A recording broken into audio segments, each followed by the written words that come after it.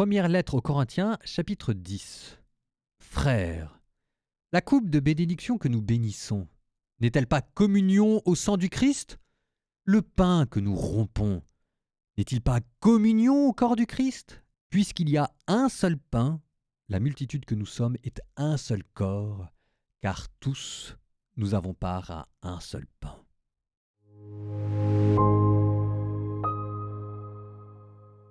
La multitude que nous sommes est un seul corps. C'est beau parce qu'ici on est en train de fêter le Saint-Sacrement, alors on aurait pu vous mettre plein de citations, hein.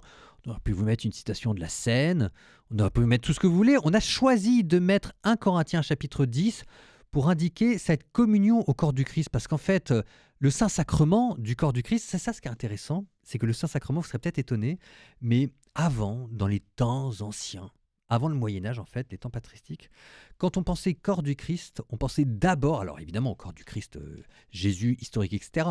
Mais ensuite, il y a plusieurs corps du Christ. Il y a le corps du Christ historique, celui qui est mort sur la croix. Ensuite, vous avez le corps ecclésial, parce qu'on vous dit que l'Église, c'est le corps du Christ.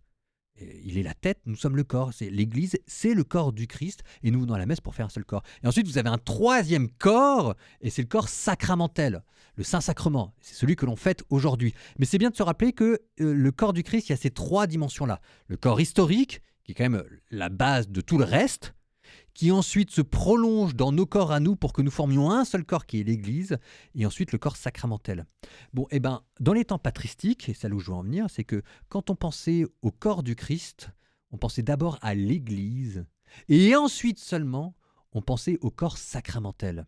Alors que nous, quand on pense au corps du Christ, on pense d'abord au Saint-Sacrement présent sur l'autel, et ensuite, dans un sens lointain, parce qu'on est très individualiste, à l'Église. Donc là, on vous a rajouté ça pour vous dire que non, non, non, non, non, non, non, non. Le Saint-Sacrement, le Saint-Sacrement, un sacrement, c'est quelque chose qui est un signe. Il faut bien comprendre de quoi le Saint-Sacrement qu'il y a devant l'autel est le signe. Il est le signe du corps du Christ, mais le corps du Christ, c'est le corps historique de Jésus mort sur la croix, et c'est aussi le corps de l'Église. Et quand nous communions à ce corps, on ne communie pas seulement au corps historique de Jésus, c'est-à-dire que là, on fait un seul corps dans l'Église. Puisqu'il y a un seul pain, la multitude que nous sommes est un seul corps, car tous nous avons part à un seul pain. C'est ça ce que ça veut dire.